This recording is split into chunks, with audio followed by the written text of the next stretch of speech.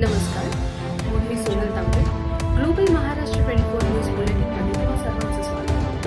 पाहूया आजच्या ठळक घडामोडी.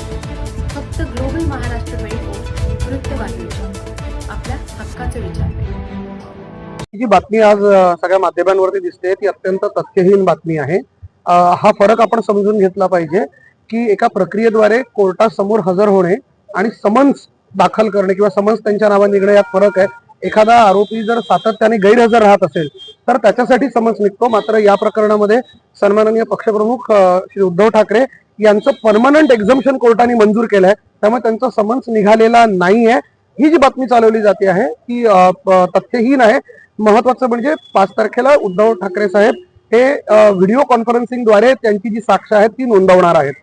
शिंदे जे आहेत त्यांना सुद्धा समन्स बजावला असं बोललं जात आहे.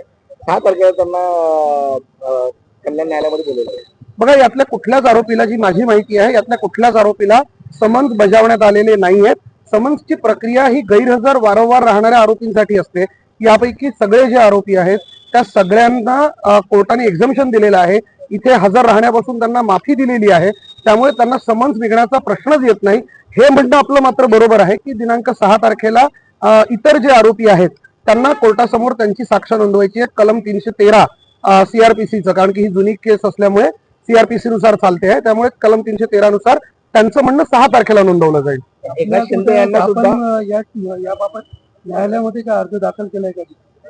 कशा संदर्भात?